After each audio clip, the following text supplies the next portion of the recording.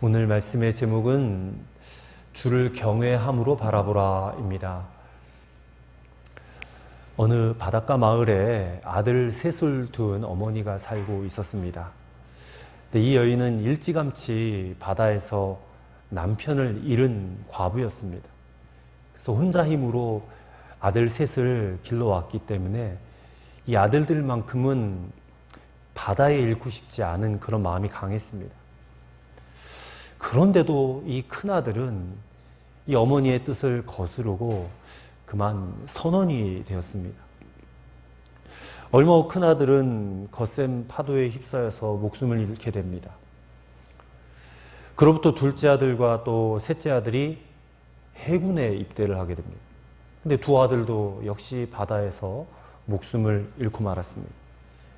동네 사람들은 그녀가 걱정스러워서 의사를 불렀습니다. 그러자 이 여인은 지난날에 있었던 일들을 그 의사에게 하소연하면서 통곡을 합니다. 그러자 의사는 오랫동안 그 집안 그 거실 마루에 걸려 있었던 그림을 한 장 떼어내면서 이렇게 말한 것입니다.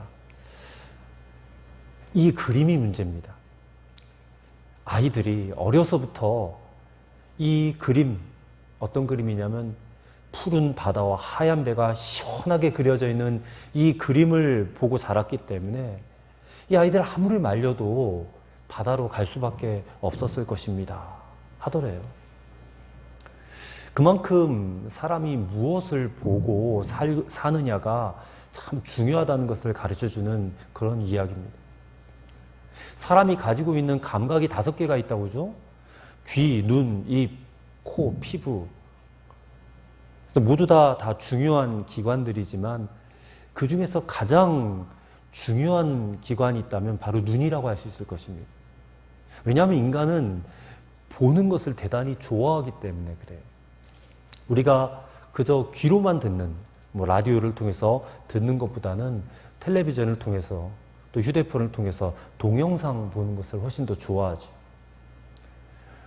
또 옛말에 백문이 불여일견이라고 하는 말도 있듯이 한 번 보는 게 더 낫다는 거죠. 100번 듣는 것보다. 그러니까 세상 만사가 다 보는 것으로 통하는 것을 알 수 있습니다. 그래서 우리가 음식의 맛을 본다 그러지 않습니까? 맛을 본다, 맛본다. 또 어떤 물건을 만지면서도 만져본다. 꼭 본다라는 말이 들어가요. 냄새를 맡아도 맡아본다 그래요. 돈을 지불할 때도 계산해 본다 그러고요. 선을 본다, 시장 본다, 시험 본다, 다 본다라는 말이 들어가 있어요. 모든 것들이 보는 것과 통하는 셈이에요. 세상 만사가. 고대 철학자의 교훈 가운데 너의 눈을 밝혀라 이런 말이 있다고 합니다. 그러니까 눈이 어두우면 그 인생이 어두워진다는 것이죠. 눈이 고장나면 그 인생이 고장난다는 것입니다. 근데 비슷한 말씀이 성경에도 있어요. 마태복음 6장 22절 23절에 눈은 몸의 등불이니 그러므로 내 눈이 성하면 온몸이 밝을 것이요 눈이 나쁘면 온몸이 어두울 것이니 그러므로 내게 있는 빛이 어두우면 그 어두움이 얼마나 하겠느뇨. 그러니까 성경에서도 눈이 어두우면 몸 전체가 어두워질 것이다. 그러니까 신앙생활도 이 눈이 얼마나 중요한지 몰라요. 하나님을 보는 눈, 신령한 눈, 이 눈이 열렸느냐 열리지 않았느냐에 따라서 그 신앙생활은 엄청난 차이가 있다는 것입니다. 여러분 영적인 세계를 보는 안목을 가지셔야 됩니다.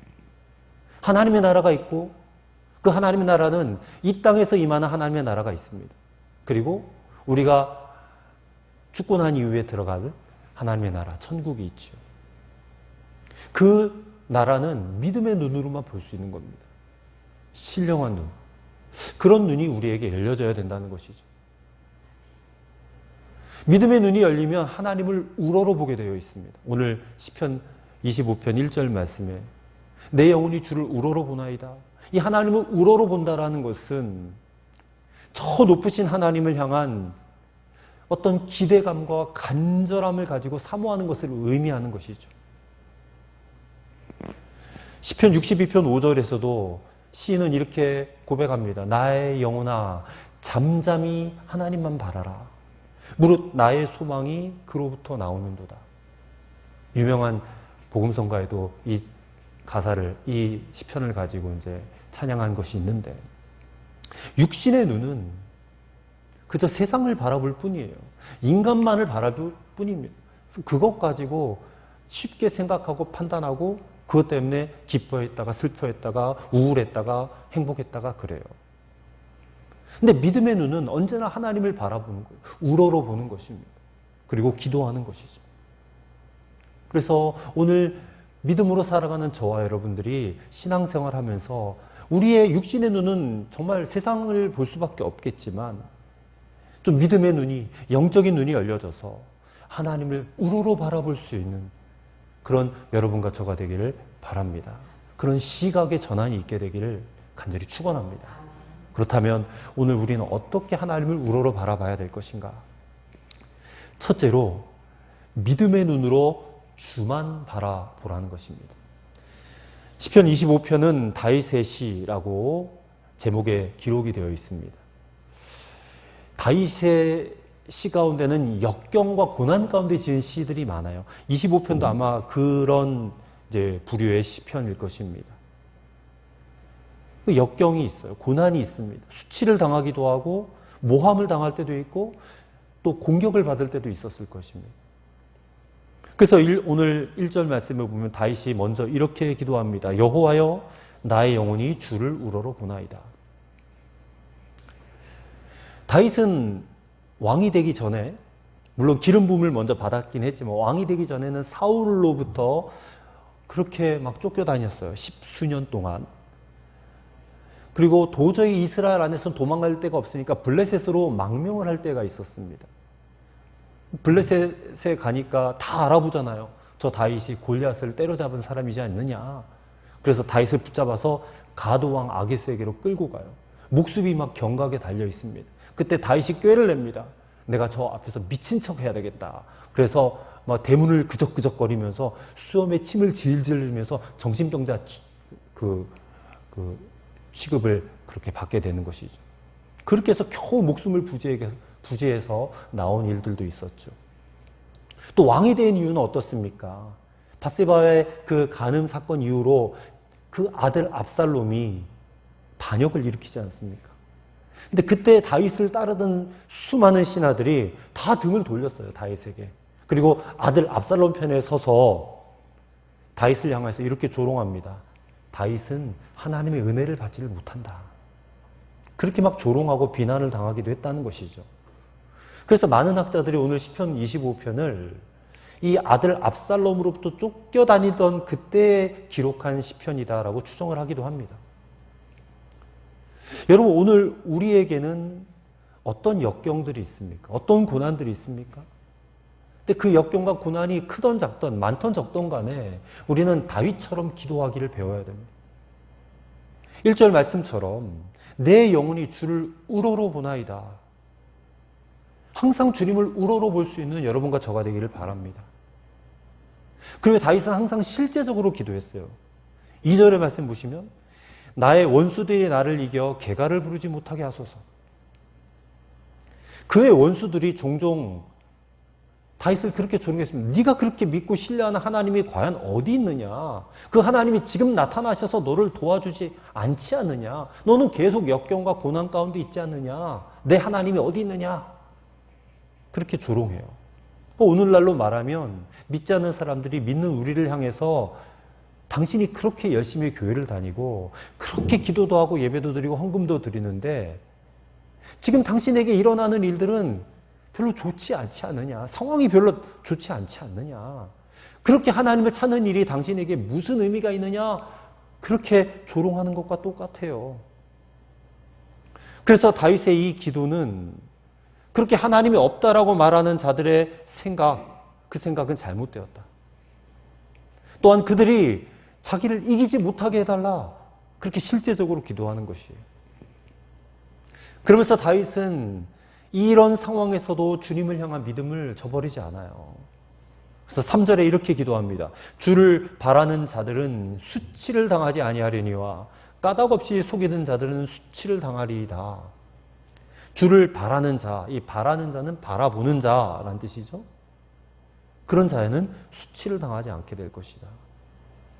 하나님께서는 주님을 바라보는 자는 절대로 외면하지 아니하시고 수치를 당하지 않게 하신다고 그렇게 시편을 통해서 우리에게 말씀하고 있는 것입니다.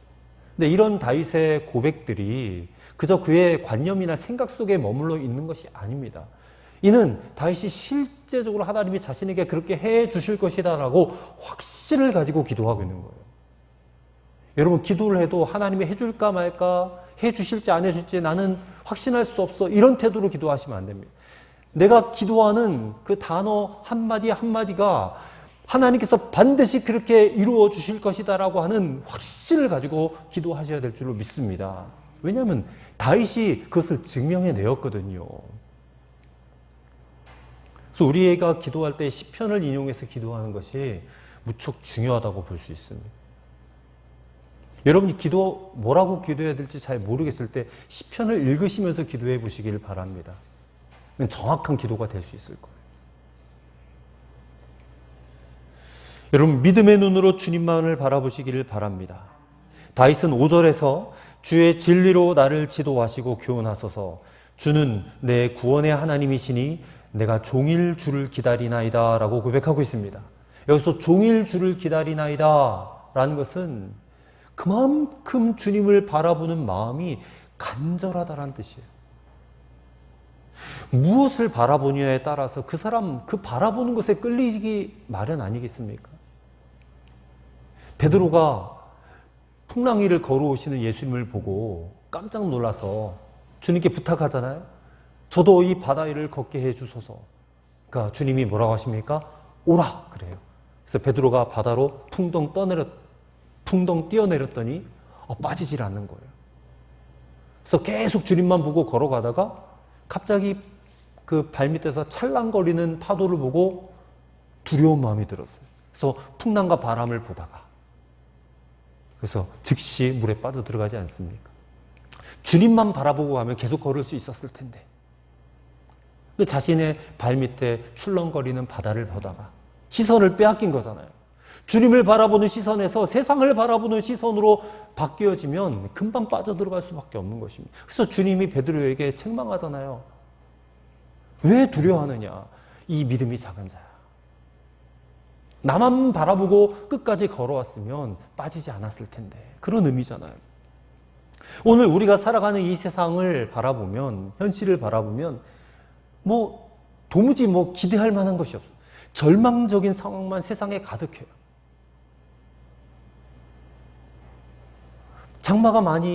비가 많이 오니까 오송 지하차도에서 그렇게 사람이 빠져나오지 못하고 열 몇 명이 죽고, 또 학교 교실에서는 아이들에게 선생님이 폭행을 당해서, 또 학부모에게 민원에 시달려서, 그래서 선생님이 또 자살하는 그런 일들도 생기고, 절망적인 상황이에요.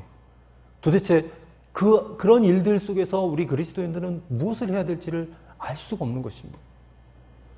그것뿐만이겠습니까? 경제적인 파탄으로 인해서 퇴직을 당하고 실직을 당하고 부도를 당해요. 기업들이 파탄나고 자연재해로 인한 수많은 피해를 입고 절망의 파도와 바람 소리가 텔레비전에서 또 인터넷에서 사람들의 이야기 속에서 요란스럽게 들리는 세상이에요. 어디 하나 기대할 만한 것이 없어요. 좋은 소식이 들리질 않습니다. 근데 이런 현실 속에서 우리가 하나님의 이 말씀을 버리고 세상의 소리만 자꾸만 듣는다면 여러분, 우리의 믿음은 아무런 능력도 발휘할 수가 없는 거예요. 믿음이 그냥 사라져버려요. 근데 반드시 아셔야 됩니다. 분명히 아셔야 됩니다. 인생의 바람과 파도는 왔다 갈 뿐이지만 하나님의 말씀은 하늘이 무너지고 땅이 꺼져도 변하지 않고 영원히 지속될 줄로 믿습니다. 그래서 하나님의 말씀을 들어야 돼요. 세상 소리에 귀를 기울이지 마시고 하나님의 말씀에 여러분 귀를 기울이실 수 있게 되기를 바랍니다. 그게 하나님을 바라보는 거예요. 주를 바라보는 거예요. 승객을 가득 태운 여객선이 바다 한가운데서 폭풍우를 만났어요. 방송에서 안심하십시오, 괜찮습니다라고 방송이 흘러나오지만 승객들은 불안하기 짝이 없어요. 그래서 막 발을 동동 구르고 난리도 아닙니다. 근데 그 가운데 어린 소녀 하나가 있었는데 이 아이는 전혀 두려워하지 않고 있는 거예요. 그래서 한 아저씨가 그 아이에게 묻습니다. 얘야, 너는 이 파도가 무섭지 않니? 이 풍랑이 무섭지 않아? 그랬더니 그 소녀가 이렇게 대답하는 겁니다. 전혀 무섭지 않아요. 왜냐하면 우리 아빠가 이 배의 선장이거든요. 그래서 자기는 무섭지 않다는 거예요. 우리 아빠가 이 배를 지금 운전을 하고 계시거든요. 그러니 저는 전혀 두렵지 않습니다. 여러분 마찬가지. 우리 인생의 운전대는 누가 잡고 있습니까? 여러분이 잡고 계신 거예요? 아닙니다. 여러분 인생의 운전대는 하나님이 잡고 계시는 거예요. 하나님이 직접 운전하고 계시다는 거예요.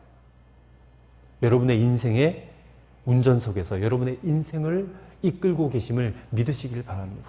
그래서 우리가 그분을 바라봐야 된다는 거예요. 그분은 저와 여러분을 결코 망하게 내버려 두실 분이 아니십니다.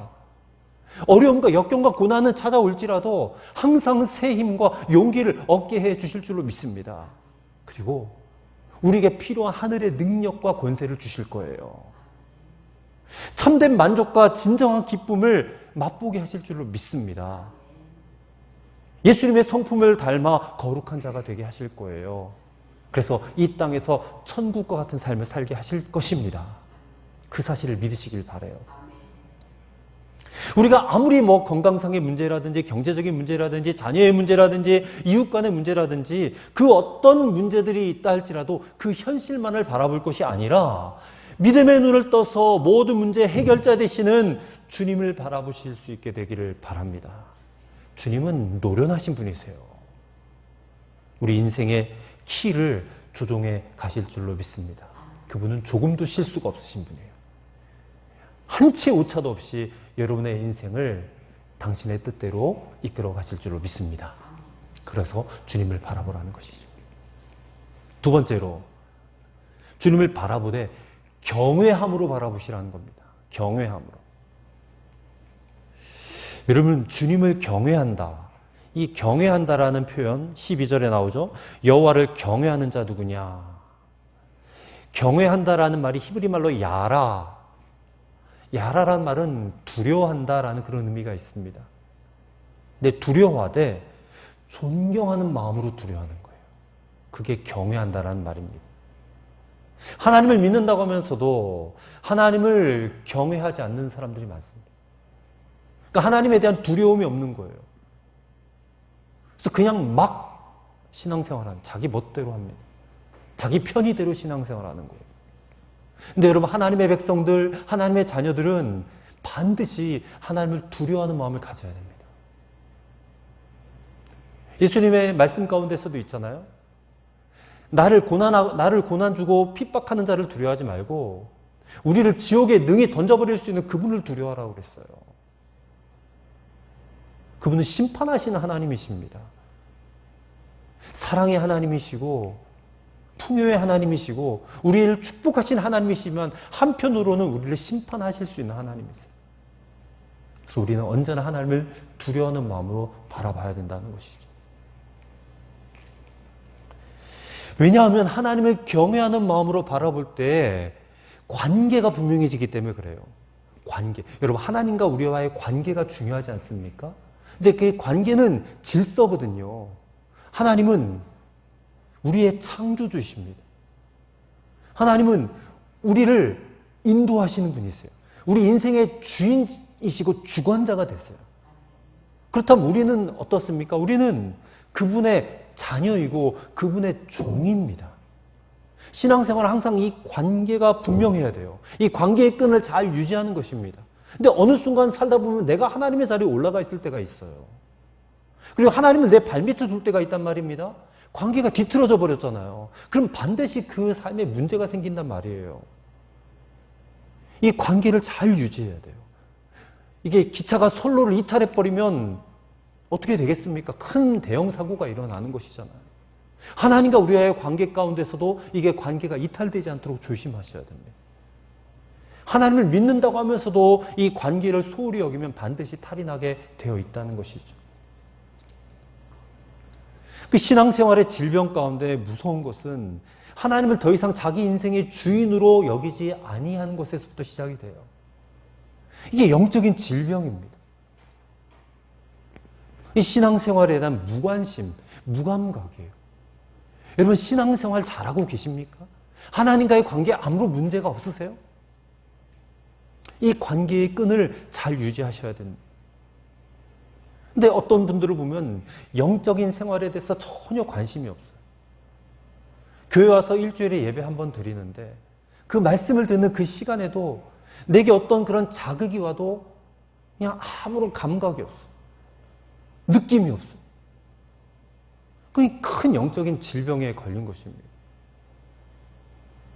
항상 내게 좋은 말씀, 듣기 좋은 말씀만 듣는다면 그런 처지에 빠질 그 경우가 많죠.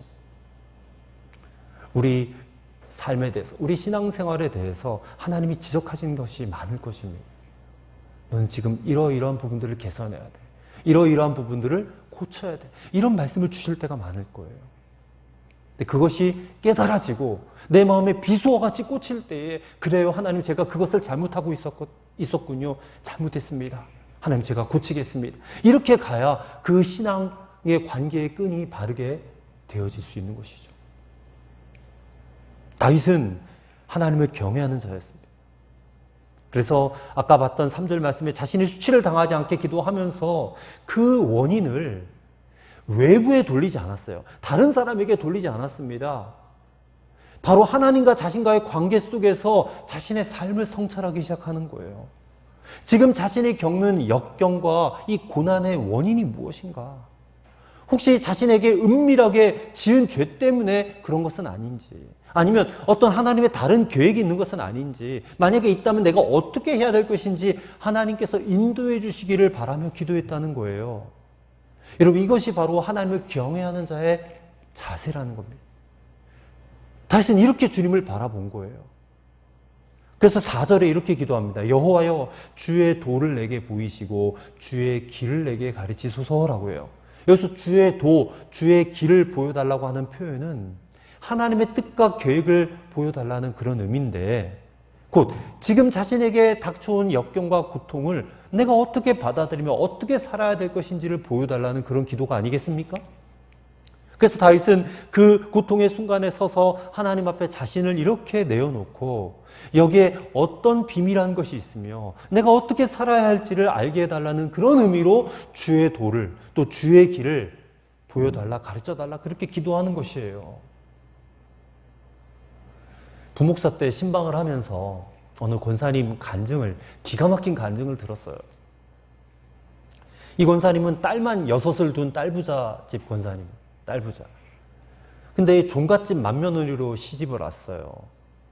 이게 아들 하나를 못 낳으니까 얼마나 이 핍박이 심했겠습니까? 그래서 얼마나 자신이 안타까웠는지 6째 딸을 놓고 하나님 앞에 이렇게 기도했답니다. 하나님, 제발 아들 하나만 낳게 해주세요. 이 집안의 대를 이어야 되지 않겠습니까? 하면서 40일을 작성하고 기도하고 금식도 하고 그랬는데 하나님이 39일이 되도록 아무런 말씀도 응답도 주시질 않는 것이래요. 근데 40일째 되는 날 하나님께서 이 권사님에게 아주 또렷한 음성으로 이렇게 말씀을 하시더래요. 내가 너에게 아들을 주면 내 남편이 그 아들 데리고 시제를 드릴 터인데, 이 시제라는 게 여러분 뭔지 아시죠? 이 조상 묘에 가서 그 아들 이름 올려드리고 드리는 제사지 않습니까? 시제할 터인데 너 아들 달라고 기도하기 전에 네 남편부터 구원시켜라. 하나님이 또렷하게 그 음성을 주시더라는 거예요. 그래서 권사님 하나님께 아이고 하나님 그런 큰 뜻이 있었군요. 정말 감사합니다 하면서 그때부터 아들 달라고 기도하는 것은 접어두고 남편부터 구원하게 해달라고 그렇게 간절히 기도하셨다. 평생을 그렇게 눈물로 남편 구원을 위해서 기도를 하셨더랍니다. 그랬더니 이 남편이 그 집안이 평생 유교적이고 유교 집안이고 그렇게 권위적이고 원칙주의자였던 이 남편의 마음이요 이렇게 서서 열리더라는 거예요. 그래서 어느 날 교회를 같이 따라가고 세례를 받고 2년 후에 집사의 직분도 받고 그 직분도 얼마나 소중히 여기는지 주일 한번 빼먹지 않고 11조 잘 드리고 그런 남편으로 변화되었다고 눈물로 간증을 하는 것을 제가 들었어요. 정말 어찌 하나님의 인도하심이 이렇게 놀랍습니까? 그런 말씀을 하시더라고요. 하나님의 인도하심이 이렇게 놀랍다. 여러분, 하나님의 인도하심은요, 우리의 생각과 상상을 초월해요. 그런 인도함을 저와 여러분이 받고 살아가야 될 줄로 믿습니다. 하나님의 속뜻은 우리가 상상할 수 없을 만큼 깊어요. 그리고 높습니다. 여러분이 정말 하나님 믿는다면 지금 하나님이 어떤 말씀을 주실 때 그 하나님의 뜻이 이해되지 않을 때도 있을 거예요. 그럴지라도 이것이 하나님의 뜻이 분명하다면 여러분 이해되지 않더라도 아멘 하고 순종하시기를 바랍니다. 하나님은 여러분을 가장 잘 아시는 분이세요. 여러분의 형편에 맞는 가장 최선의 길도 아시는 분이세요. 그러니 하나님이 무엇인가 말씀하신다면 그 뜻에 무조건 따르시기를 바랍니다. 그것이 주님을 경외하는 자예요. 그럼 하나님께서 인도하신다는 것입니다. 어떻게 인도하세요? 실제적이고 그리고 풍요롭고 경이로운 방법으로 여러분의 인생길을 인도해 가실 줄로 믿습니다.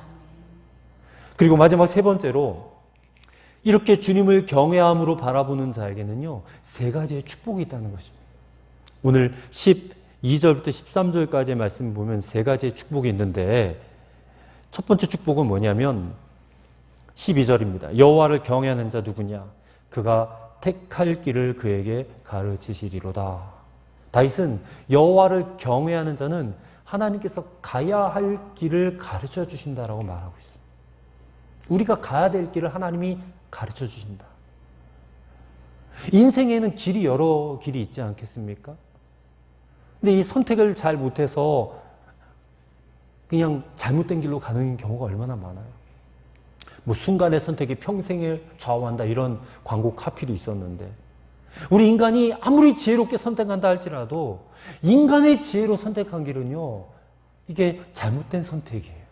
후회하는 일들이 많다는 것입니다. 그러니 우리 믿음의 사람들은요 인간의 지혜를 의지하면서 선택하면 안 됩니다. 하나님께서 내 길을 지도하시고 인도하실 수 있도록 내 삶을 맡기며 하나님의 선택을 구해야 돼요. 그러면 하나님께서 우리가 선택해야 될 길들을 가르쳐 주신다고 했어요. 여러분들에게 보여주십니다. 그런 길들을. 그래서 믿음으로 기도하면서 그 길을 보여달라고 여러분 기도하시기를 바랍니다. 하나님 중심으로 선택하게 될 거예요. 하나님과는 상관없이 내 뜻대로 내가 보기에 좋은 대로 길을 선택하면 반드시 불행의 일들이 생기고 절망의 일들이 생긴다는 것이에요. 이사야 48장 17절 말씀에 하나님께서 마땅히 행할 길로 인도해 주신다라고 말씀하고 있어요. 우리가 마땅히 행할 길로 인도함을 받으려면 우리가 어떻게 해야 되겠습니까? 더 하나님을 주목하고 바라봐야 된다는 거예요. 어떻게 해요? 경외함으로. 하나님을 경외함으로. 저는 하나님을 경외한다라는 이 표현 안에 하나님을 사랑한다라는 의미도 있다고 생각합니다. 좋으신 하나님이잖아요. 우리가 항상 고백하듯이. 나를 사랑하시고 나를 위해서 독생자도 아낌없이 우리에게 내어주셨는데 그 하나님을 우리도 사랑해야 되지 않겠습니까? 사랑하는 마음으로 하나님을 바라보시길 바랍니다. 그럼 하나님 반드시 인도해 주세요. 택할 길을 가르침받는 복된 성도들 되실 줄로 믿습니다. 두 번째 축복은 13절 상반절에 그의 영혼은 평안히 살고라고 되어 있어요. 영혼의 평안함을 얻게 된다는 거예요. 여러분, 우리의 신앙과 이 마음의 평안은 항상 정비례입니다. 정비례. 근데 반면에 우리의 신앙과 두려움은 정확히 또 반비례해요. 오늘 현대인들은 얼마나 불안과 두려움과 초조 가운데 살고 있는지 모릅니다. 그래서 밤에 그렇게 잠도 못 자고 불안해하는 거예요. 불면증에 시달리지 않습니까? 그게 다 인간의 죄 때문에 그래요. 인간은 죄로 말미암아 평안을 다 잃어버리고 삽니다. 끊임없이 갈등하게 만들고 번뇌하게 만들고 고통하고 불안하게 살아갈 수밖에 없는 거예요. 근데 이 영혼의 평안함을 얻기 위해서 세상 사람들은 무엇을 합니까? 뭐 템플스테이 가서 평안함을 찾아보려고 하고, 무슨 명상을 하고, 요가를 하고, 그렇게 하면서 좀 마음의 평안을 찾아보려고 몸부림을 치는 거예요. 근데 세상에 여러분 그 어떤 것도 우리 인간에게 진정한 평안을 줄 수 있을까요? 이 만족을 줄 수 있을까요? 저는 없다고 생각합니다. 일시적인 만족과 평안함은 있겠죠. 하지만 잠깐입니다. 곧 다시 그 영혼은 불안과 두려움과 초조함으로 찾아오게 되어 있어요. 쉽게 변질되고 쉽게 빼앗길 수밖에 없다는 것입니다. 그러나 우리 하나님이 주시는 평안은 영원한 평안이에요. 절대 빼앗길 수 없는 평안이에요. 근데 그 평안을 누구에게 주시느냐? 여호와를 경외하는 자에게만 주신다는 거예요. 성 어거스틴이 이렇게 고백했습니다. 내가 여호와의 품에 안길 때에 비로소 참된 영혼의 평안함을 누리게 된다. 그러므로 적극적으로 여호와를 경외하시는 여러분과 저가 되길 바랍니다. 주님을 경외하면 경외할수록 평안해짐을 여러분 믿으시길 바라요. 이것이 바로 여호와를 경외하는 자가 누리는 두 번째 축복이에요. 일단 마지막 세 번째 축복은 13절 하반절입니다. 그의 자손은 땅을 상속하리로다. 그래요. 자손이 땅을 상속하리로다. 미국 청교도 역사 가운데 아주 위대한 영향을 끼쳤던 인물 가운데 한 사람이 조나단 에드워즈라는 사람입니다. 이 사람은 믿음이 좋은 사람이에요. 그래서 주님을 뜨겁게 사랑하는 여인과 결혼하여서 평생토록 신실한 믿음의 가정을 이루고 살았답니다. 근데 이 조나단 에드워즈에게는 친구가 한 사람이 있었는데 맥스 주크라는 사람이에요. 근데 이 친구는 믿음이 없어요. 그리고 방탕한 생활을 하던 여인과 결혼해서 평생토록 타락한 인생을 살았어요. 결국 이 사람은 살인자로 인생을 마감했습니다. 근데 오랜 세월이 지난 다음에 한 연구기관에서 이 조나단 에드워즈와 맥스 주크의 후손들의 삶이 어땠는지를 조사했답니다. 그래서 발표를 했어요. 근데 먼저 이 맥스 주크 가문의 후손 1062명 가운데 살인이나 마약 거래 혹은 강도 폭력 등의 죄를 저지르고 5년 이상 감옥 신세를 진 사람이 96명이 되었고, 알코올 중독, 마약 중독, 정신병자가 58명이 나왔고, 창녀가 65명이 나왔고, 빈곤자, 보조금을 탄 사람이 286명이 나왔고, 학교를 다니지 못한 사람이 460명이고, 그 밖에도 사회에 해악을 끼치며 산 사람이 부지기수였고, 그들이 정부에 끼친 손해 액수가 무려 1억 5천만 달러에 육박했다는 것입니다. 반면에 조나단 에드워즈의 가문은 896명 후손들이 있었는데 그 가운데 대학 총장이 13명이 나왔고, 학장이 66명이 나왔고, 신문 논설위원 문필가가 75명이 나왔고, 주지사 3명, 상하의원이 4명, 부통령이 1명, 검사, 변호사 103명, 의사 93명, 발명가 21명, 선교사, 목사가 116명이 나왔어요. 사회 각계 각층에서 훌륭한 인물을 많이 배출했다고 그런 조사 결과가 나타났어요. 여러분, 우연히 그랬겠지 이렇게 생각하지 마시기 바랍니다. 말씀대로 되는 것 아니겠습니까? 여호와를 경외하는 믿음으로 살아가면 여러분 자손들이 하나님의 기업과 축복을 상속하게 된다는 거예요. 저는 이 말씀 믿습니다. 그래서 더 여호와를 경외해야 되겠구나. 내가 여호와를 잘 믿고 섬기고 경외하며 살면 내 자손들이 축복을 받는구나. 여러분, 영혼이 평안함을 얻는 게 내적인 복이라면 자손들이 땅을 상속하게 된다는 것은 외적인 복 아니겠습니까? 이 땅에서도 잘 되고 사람들에게 존경을 받고 부족함 없이 살게 되는 것 아니겠어요? 여러분, 우리가 다 꿈꾸는 복 아닙니까? 현세에서도 잘 되고 내세에서도 잘 되는 것. 여호와를 경외하면 이렇게 영적인, 내적인 천국의 축복도 받을 뿐만 아니라 여러분 자손들까지 잘 되는 축복도 주시겠다라고 약속하고 있어요. 여러분, 후손들에게 이런 축복이 임하게 된다면 이보다 더 행복한 일이 어디 있겠느냐. 그래서 저는 이 말씀을 묵상하면서 하나님, 우리 자녀들에게 땅을 상속받는 축복을 주옵소서. 이 땅이란 것은 이스라엘 백성들에게 한정 짓는다면 가나안 땅이겠죠. 근데 오늘 주님을 믿는 우리들에게는 이 땅에서 누릴 수 있는 모든 축복 아니겠습니까? 건강, 재물, 또 우리의 인생이 잘 풀려지는 그런 복 아니겠습니까? 하나님을 경외하며 살았던 소설가 도스토옙스키, 러시아의 문학가죠. 이런 말을 했습니다. 하나님께서 계시지 않는다면 모든 것이 허용될 것이다.